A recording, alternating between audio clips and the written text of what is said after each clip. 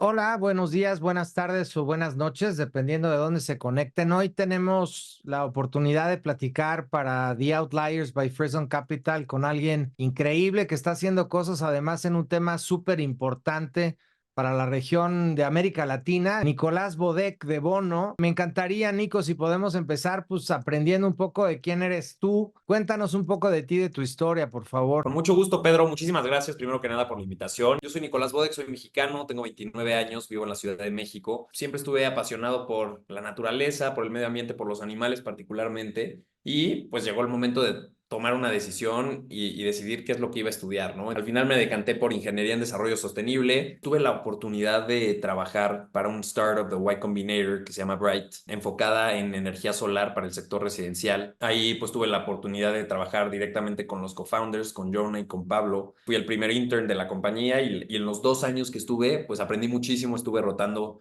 en diferentes áreas. Al principio en Growth, creamos un programa de embajadores que llegó a más de 3,000 embajadores en toda la República Mexicana, que nos ayudaban a traer qualified leads a la compañía de personas pues que tuvieran la necesidad de poner paneles solares en sus casas. Poco a poco fue creciendo la compañía y como fui uno de los primeros, pues tuve la posibilidad de invitar a muchos amigos que también les apasionaba tener un impacto en el medio ambiente, pues fue en el momento en el que me enamoré de lo que era estar en un startup, ¿no? Hacer nuevas estrategias, tener un impacto directamente en lo que sucedía dentro de la compañía, para mí siempre fue muy enriquecedor y pues pasármela en general muy divertido en la oficina. Me fui a Australia 6 meses para seguir estudiando cosas de sostenibilidad en RMIT, que es la Royal Melbourne Institute of Technology en Australia. Pues ahí también obviamente aprendí muchísimo de personas muy importantes que están avanzando mucho enfocado en energía renovable y sistemas energéticos eficientes, para después regresar a México, acabar la carrera y entrar a trabajar a una de las compañías más grandes de generación y comercialización de energía privada en México, Iberdrola, y la verdad es que aprendí muchísimo la estructura, los procesos. Tuve la oportunidad de trabajar con empresas enormes, ¿no? Aquí en México hay un cierto límite que necesitas tener de consumo, un mínimo, para poder comprarle energía a un privado, y pues por lo general son las empresas más grandes del país las que lo cumplen. Entonces, pues tuve ahí la posibilidad de trabajar con grandes empresas de diferentes sectores y aprender, pues no solo del tema energético, negociación de PPAs, sino también pues de estas diferentes industrias y las necesidades que tenían ellos hoy en día, ¿no? Y me di cuenta de una tendencia muy importante que había en la industria en México y en Latinoamérica en general, que era que las compañías ya no solo buscaban la energía más barata posible, que en ese momento era ciclo combinado de gas natural, sino que también empezaban a preocuparse y al menos a incluir en sus licitaciones el tema de la energía renovable, ¿no? Que empezaba ya a ser algo importante para ellos aquí en México y también para sus corporativos que muchas veces estaban en otros países. Esa parte de descarbonización, supongo, es lo que te lleva ahora a lanzar esto de Bono. Pues entendemos que a nivel global, no solamente en México o en la TAM, el tema de la medición cada vez adquiere mayor relevancia, ¿no? Hay una presión internacional en donde organismos multilaterales, bancas de segundo nivel, etcétera, están impulsando este tema muy apalancado en cuestiones de cambio climático, pero aún así como que no queda claro, sobre todo para la gente de a pie, cómo poderlo bajar, cómo hacer esa medición y luego en caso de que salga algún resultado no tan positivo, cómo poder hacer cosas dentro de los procesos corporativos para poder meterle mano, ¿no? Y entiendo que eso es lo que hace Bono. Sí, exactamente. Pues justo en ese momento, en mi tercer año, hablando con estos clientes que teníamos varios ahí en el portafolio, pues varios empezaban a preguntarnos a nosotros, pues que si había otras cosas que podríamos hacer en términos de sostenibilidad y cómo les podíamos ayudar, empezando por este tema de la huella de carbono, ¿no? Siempre pues teníamos como un repertorio de proveedores con los que a los que podríamos recomendar a nuestros clientes, ¿no? Sin embargo, al preguntarle ahí internamente, si había alguien que hiciera huella de carbono, pues no teníamos a ningún proveedor a quien recomendar en ese momento, y pues eso me causó pues muchísima intriga. Me puse a investigar poco a poco quiénes eran las compañías que brindaban este servicio aquí en México y pues me empecé a dar cuenta pues que ya había algo avanzado por el lado de la regulación, ¿no? Empezando por este lado, en México se publicó la Ley General de Cambio Climático que obliga a ciertas compañías a reportar sus emisiones, su huella de carbono cada año al RENE, que es el Registro Nacional de Emisiones, y este reporte se hace a través de un vehículo que se llama la COA, que es la Cédula de Operación Anual. Ahora, las empresas que tienen que reportar sus emisiones son las que emiten arriba de 25,000 toneladas de CO2 equivalente, que es la unidad de la huella de carbono, y me di cuenta, pues obviamente, que eran nada más las compañías más grandes del país. Y por lo tanto, al encontrar quiénes eran los proveedores del servicio de calcular la huella, pues todo me hizo sentido. Hoy en día, o en su momento, eran nada más las consultoras más grandes de internacionales, como puede ser KPMG, Deloitte, entre otras. Y al hacer ahí un estudio para entender más o menos cuál era el costo de este servicio, pues me di cuenta que era un costo altísimo, que obviamente estas compañías que están obligadas a reportar no tienen ningún problema para cubrir, pero algunas grandes, medianas y pequeñas compañías que tal vez hoy en día no están obligadas a reportarlo, pero que tengan ganas de empezar a darse cuenta cómo le pueden hacer para tener un menor impacto, pues era un costo obviamente imposible de pagar. Esa fue la primera barrera que yo encontré, la barrera económica, ¿no? Se vuelve imposible para muchas, la mayoría de las compañías, pues al menos hacer el cálculo, que es la primera parte. Claro, y ahí ayúdame a entender un poco el perfil de gente con la que trabajan ustedes. Son pocas las empresas que de manera proactiva están haciendo cosas que tienen que ver con un impacto positivo a medio ambiente. En el caso de las empresas que no son estas grandotas transnacionales, ¿por qué se meten a los temas de la huella? La regulación en Latinoamérica, en México particularmente, sí existe ya y poco a poco va a ir creciendo para que ese límite de 25,000 toneladas o ese mínimo cada vez sea menor y menor y se cubra una mayor cantidad de empresas, ¿no? Eso es algo que va a suceder sí o sí en los próximos años. Sin embargo, la necesidad ya no solo está en las grandes compañías como acabas de mencionar. ¿Por qué? Porque la regulación en Europa y en Estados Unidos va mucho más avanzada para reportar la huella de carbono de estas compañías. Y cuando hablamos de la huella de carbono, pues es importante entender que bajo la metodología de cálculo más utilizada a nivel internacional, que es el protocolo de gases de efecto invernadero o GHG Protocol, se consideran tres alcances. El alcance 1 y el alcance 2 son los que están obligados a ser reportados aquí en México hoy en día. El 1 son las emisiones directas de gases de efecto invernadero, que podrían ser las calderas, los vehículos propios, los montacargas, los hornos, los boilers, entre otras cosas. El alcance 2 se refiere a las emisiones indirectas de gases de efecto invernadero relacionadas al consumo energético, que puede ser ya sea eléctrico, que es el más común, o térmico. Cómo se genera la energía que yo compro, cómo se genera el calor o el frío que yo compro. Después tenemos el alcance 3, es el más complejo de todos. En realidad tiene 15 categorías y normalmente la huella de una empresa, entre el 75 y el 90% de su huella está en este alcance 3. ¿Cuáles son las categorías más importantes de este alcance? Pues básicamente es tu cadena de suministro, tus proveedores, las materias primas que utilizas, los desechos, la distribución, el uso de tus productos o de tus servicios, la transformación de tus productos o de tus servicios. Cuando estas grandes compañías transnacionales tienen operaciones en Latinoamérica o tienen proveedores en Latinoamérica, pues estarán recibiendo la solicitud de reportar sus emisiones a este gran corporativo, a su cliente normalmente más importante, a su cliente más grande, porque este corporativo tiene que reportar en Europa las emisiones de toda su cadena de suministro. Empieza a haber ahí un gap de esta barrera que yo te mencionaba al principio económica, porque estas pequeñas compañías pues tendrán que recurrir a estos grandes consultores a pagar costos altísimos por reportar esa huella, o tal vez dirán, ¿sabes qué? Hoy no te la puedo reportar, y entonces este gran corporativo tendrá pues dos opciones, ¿no? O no reportar el 100% de su cadena de suministro y verse obligado a pagar tal vez multas en Europa, o pues conseguir nuevos proveedores que sí le puedan dar la información. Al equipo de Freezer, la parte de clima, pues no solamente es una de las tres verticales o sectores en los que trabajamos, es un tema en el que llevamos pues mucho tiempo metidos y lo tenemos como que muy embebido, te diría yo, es parte de los mantras del fondo. Por ejemplo, Greg, que es el socio de Freezer que está en Canadá, y yo formamos parte del equipo que creó los bonos de carbono hace 30 años. Entonces, ese tema nos gusta mucho, pero lo que hemos visto a lo largo de los años es que está este gran tema, ¿no? No solamente de greenwashing, sino también el hecho de que hoy por hoy, pues hay un chorro de vehículos financieros que sirven para bajar riesgo, pero que realmente no están implicando ningún cambio para el planeta, ¿no? Entonces, me encantaría escuchar tu opinión al respecto. La verdad es que ese es otro tema y me encantaría pues tal vez explicar un poquito desde la visión de Bono cómo es que nosotros vemos el problema de la descarbonización en general, porque no solo es la industria el actor principal, sino nosotros identificamos en realidad a tres principales actores, ¿no? Tenemos por un lado la industria, sí, pero también tenemos a las tecnologías sostenibles, que cada vez son más, y tenemos a las instituciones financieras. Todos ellos tienen pues algunos retos que se necesitan resolver para dar paso a una descarbonización en realidad. Vamos a platicar rapidísimo un poquito de estos retos, ¿no? Por el lado de la industria, pues hemos empezado a platicar, ¿no? Está la presión por la regulación, la presión por los clientes más importantes, pero adicionalmente tenemos pues altos precios por la huella de carbono, la consultoría climática. Otra cosa que no hemos hablado importante aquí es el desconocimiento. En Latinoamérica las empresas hoy en día todavía no tienen áreas de sostenibilidad, la mayoría,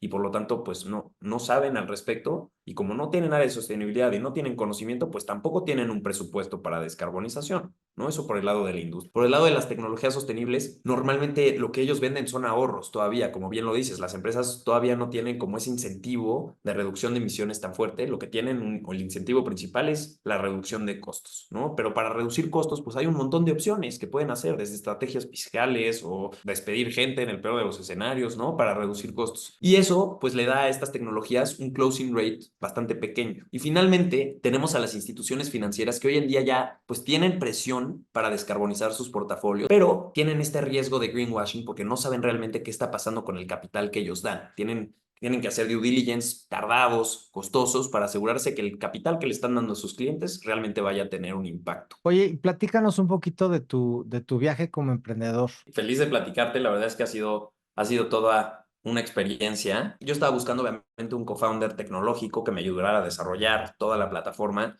y estaba buscando al final de cuentas a alguien que sí, que tuviera todas esas cualidades técnicas, pero que al mismo tiempo pues tuviera pasión por resolver el problema que yo quería resolver, ¿no? Entonces me puse a buscar, fui a un montón de eventos, en un montón de plataformas, inclusive la de Y Combinator, Find a Co-Founder, etcétera, varias que había, y no logré encontrar a alguien que tuviera estas dos cualidades, ¿no? Pasión por el cambio climático y que aparte fuera un programador con muy buenas habilidades. Entonces, en ese momento dije, ¿sabes qué? Pues tengo que primero validar el mercado. Si no logro encontrar a un co-founder técnico, pues lo que podría hacer tal vez es utilizar la plataforma de alguien más externa, porque en México pues no había ninguna, para validar si los clientes están interesados o no.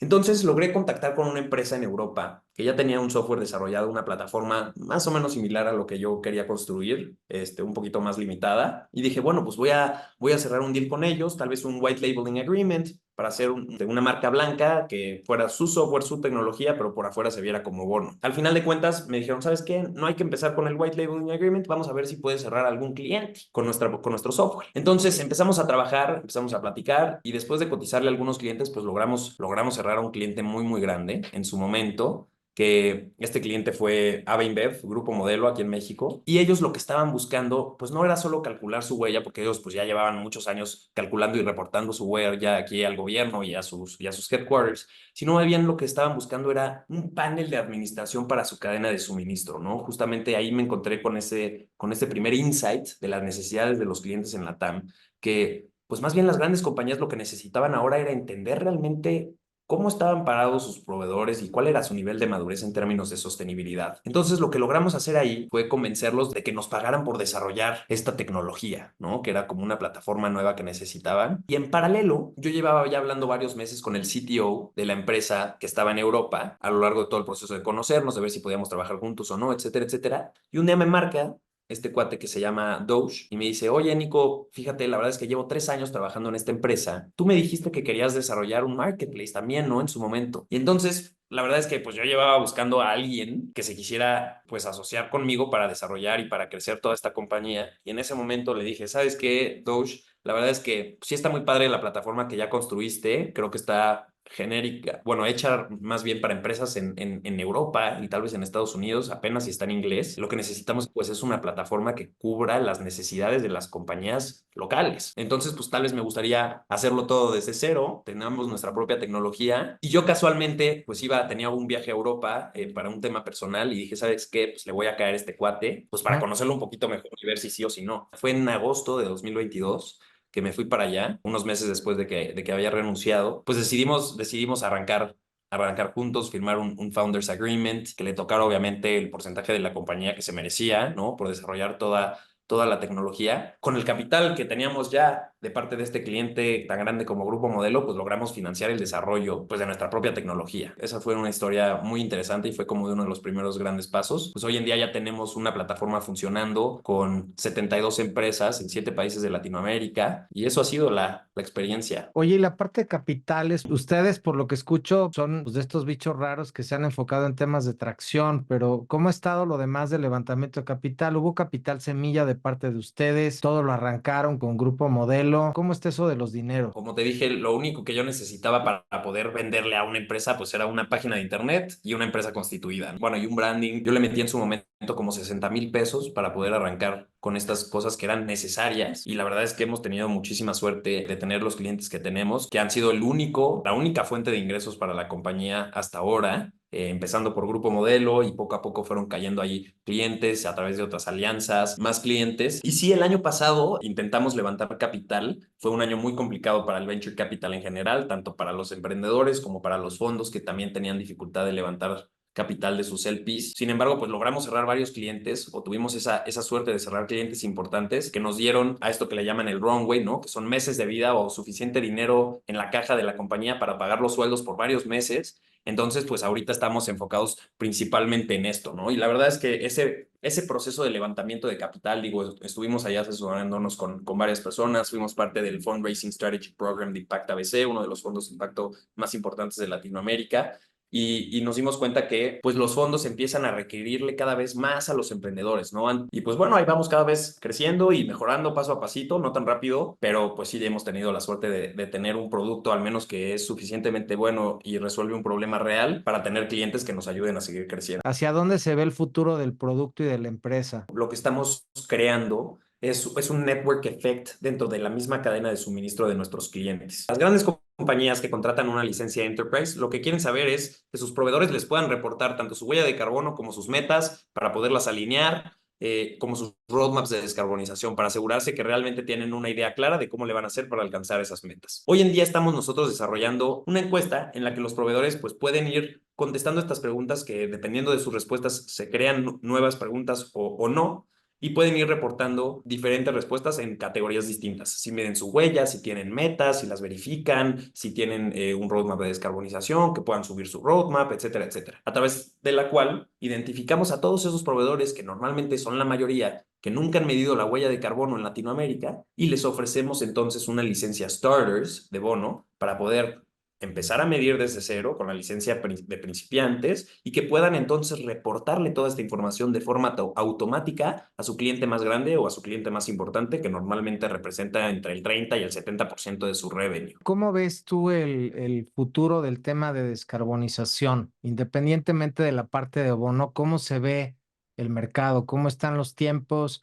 ¿Qué pasa en distintas geografías, tecnológicamente, tema de mercados, etcétera, etcétera? A mí lo que me gusta analizar cuando hacen esta pregunta es ver la huella de carbono a nivel mundial, cómo se compone, cuáles son sus principales componentes. Y si tú te fijas, igual sí pueden buscar ahí si tienen tiempo y les interesa buscar la gráfica del Our World in Data, de la huella de carbono por sector, van a poderse dar cuenta que el 73% de esa huella de carbono está en el sector energético. ¿No? En el sentido en el que cómo se genera la energía para nuestros vehículos, la energía para calentar nuestros edificios, la energía necesaria para sacar hoy en día petróleo y otras cosas, ¿no? Las fugas que tenemos, emisiones fugitivas por los diferentes combustibles fósiles que se utilizan hoy en día, el 73% está ahí. Por otro lado, tenemos el tema de energía renovable, pero es importante entender rápidamente cómo funciona la energía y la red energética, ¿no?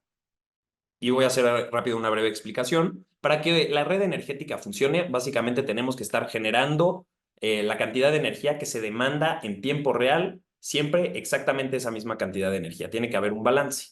Y tenemos las energías renovables que tienen un problema, que es la intermitencia, ¿no? No siempre hay sol y no siempre hay viento.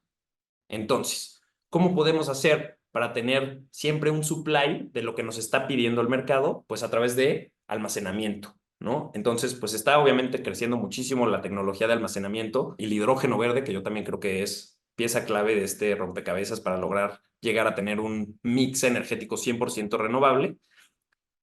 Y si combinamos eso con la electrificación de procesos, ¿no? Si logramos electrificar vehículos, si logramos electrificar boilers, hornos y todos estos diferentes equipos y procesos que se utilizan en la industria, pues vamos a lograr, de cierta forma, descarbonizar el 73% de la huella de carbono a nivel mundial, ¿no? Si tuviéramos obviamente esos dos componentes, ¿no? 100% de energía renovable más electrificación de procesos. Eso por un lado creo que es crucial y realmente de los clientes que vemos que están creando ya roadmaps en nuestra plataforma, vemos que sus principales áreas de oportunidad normalmente son esa parte energética, pero pues también es importante mencionar que hay otros sectores y otras industrias que tienen fuentes de emisión difíciles de descarbonizar, ¿no? Por el lado de a veces el acero y el cemento, el concreto, ¿no? Que el concreto creo que está como por ahí del 5% de la huella de carbono a nivel mundial. Pues sí hay que meterle también mucho financiamiento a la innovación de estas tecnologías que tal vez hoy en día todavía no existen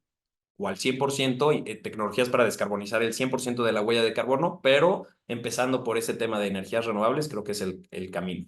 Pero y la parte ambiental del tema de las baterías, en donde luego hay gente que está muy clavada en oil and gas y dice, no, pues está mejor el tema de oil, o gas LP o tal, porque aunque pega atmósfera, pues no hay tema de lixiviados y que la batería y ¿qué opinas de eso? Yo en lo personal estoy enfocado en el cambio climático que está creado por los gases de efecto invernadero en la atmósfera, ¿no? Y es importante entender un poco de dónde sale estos gases de efecto invernadero de forma natural. De forma natural y en el pasado solamente había emisiones de CO2 a la atmósfera a través de los volcanes, ¿no? Es la forma natural a través de la cual el ciclo del carbono termina y regresa a la atmósfera y poco a poco se va absorbiendo nuevamente a través de pues, los organismos, microorganismos que se mueren, que llegan a la Tierra y a través del agua, de las algas que se acumulan en el mar y caen a la Tierra, etcétera, etcétera, ¿no? De cierta forma, las baterías nos ayudan a no emitir contaminación a la atmósfera y de cierta forma disminuir el impacto del calentamiento global y el crecimiento de la temperatura, pero pues tienen ese downside en el cual pues tenemos un impacto en la Tierra per se, ¿no? Ya no afectamos el medio, la atmósfera, pero afectamos la Tierra. No te tengo la respuesta para decirte cómo podemos mitigarlo. Digo, creo que existen otro tipo de baterías que se están creando, ya no solo las de litio, que son las que tienen el mayor impacto, pero hay baterías por gravedad, hay nuevas, bueno, ya no son tan nuevas, pero hay a veces que se utilizan las plantas de generación hidroeléctricas para revertir el proceso y cuando hay un surplus de generación, se genera más energía solar o eólica de la que se necesita en ese momento, pues ese exceso se utiliza para mover agua, mandarlo para arriba de una planta hidroeléctrica y cuando se necesita la energía en tiempo real, pues se suelta el agua y se vuelve a generar esa energía, obviamente con sus respectivas pérdidas, ¿no? Pero sí creo que Claro. hay otras metodologías para crear baterías que valgan la pena y no que sean 100% de litio y que no tengan un impacto en los acuíferos y en todas estas otras cosas que Es buena impactan las. respuesta, digo, y también entiendo que te puse un 4 ahí a quemarropa. Nosotros estamos ahorita, por ejemplo, evaluando proyectos que tienen que ver con energía. Hay uno que tiene que ver con microplantas nucleares, hay otros que están almacenando energía en cemento y otros que lo almacenan en arena. Entonces, creo que el futuro es un poco más prometedor de lo que luego vemos en las noticias. Pero mil gracias de veras por el tiempo, Nico. Yo disfruté muchísimo la plática. Ojalá que tú también. Y pues a los que Definitivamente. nos estuvieron viendo, pues muchísimas gracias por seguirnos en The Outliers by Frison Capital. Contáctenos si hay algún tema, si hay alguien con quien crean que debemos de platicar, háganoslo saber y con gusto estaremos platicando pronto con ellos. Pues Gracias. muchísimas gracias, Pedro. Gracias, Pedro, por el tiempo y cuídense mucho.